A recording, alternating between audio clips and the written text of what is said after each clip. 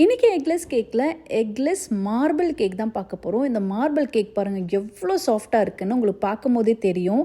ஆனால் இந்த கேக்கில் பார்த்தீங்கன்னா கர்ட், யோகட், கண்டன்ஸ் மில்க் அப்படின்னு எதுவுமே சேர்க்காம சூப்பராக வெறும் பட்டர் மில்க் வச்சு எக்லெஸ் மார்பிள் கேக் எப்படி செய்கிறதுன்னு வாங்க பார்க்கலாம்.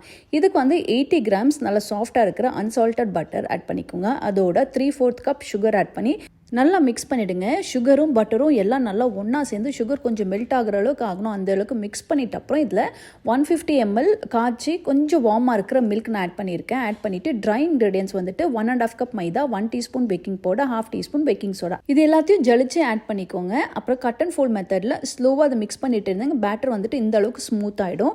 இப்போ கொஞ்சமாக பேட்டர் இன்னொரு பவுலில் எடுத்து வச்சுட்டு அந்த பேட்டரில் 4 table spoon cocoa powder, 1 table spoon கொஞ்சம் சுகர் ஆட் பண்ணிக்கோங்க. பவுடர்ட் சுகர், அந்த கிளிப்பிங் மிஸ் ஆகிடுச்சு. அதுக்கப்புறம் 25 ml to 30 ml milk add பண்ணி மிக்ஸ் பண்ணி பாருங்கள். கொஞ்சம் மில்க் ஆட் பண்ணி மிக்ஸ் பண்ணி பாருங்கள். கொஞ்சம் ஹார்டாக இருந்துச்சுன்னா இன்னும் கொஞ்சம் மில்க் எல்லாம் நான் ஹாட் வாட்டர் ஊற்றிருக்கேன். ஊற்றி இந்த கன்சிஸ்டன்சியில் பேட்டரை மிக்ஸ் பண்ணி வச்சுக்கோங்க. இப்போ பார்த்தீங்கன்னா என்கிட்ட டின் இந்த பேட்டருக்கு கொஞ்சம் பெருசாக இருந்தது, ரெக்டாங்குலர் டின். அதனால டின் சைஸை கம்மி பண்ணுறதுக்கு ஒரு சைடில் அலுமினியம் ஃபாயில் க்ரஷ் பண்ணி வச்சிருக்கேன். இது ஒரு ஸ்மால் டிப் தான்.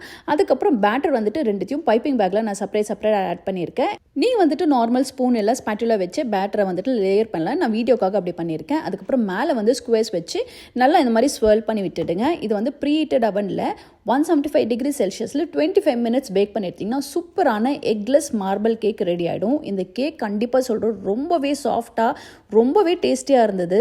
நீங்கள் இந்த கேக்கை ட்ரை பண்ணிங்கன்னா கண்டிப்பாக உங்களோட கேக் பிக்சர் என்னோட ஷேர் பண்ணிக்கோங்க. அது எனக்கு ரொம்பவே ஹாப்பியாக ஃபீல் ஆகும்.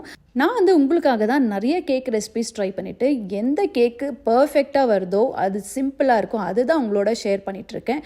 ஸோ கண்டிப்பாக நீங்களும் உங்கள் ஃபேமிலி அண்ட் ஃப்ரெண்ட்ஸோட இந்த வீடியோ ஷேர் பண்ணிக்கோங்க. இந்த வீடியோ பிடிச்சிருந்துச்சுன்னா கண்டிப்பாக வீடியோக்கு லைக் கொடுக்காம இருக்காதீங்க. Thank you. Blessings to you all.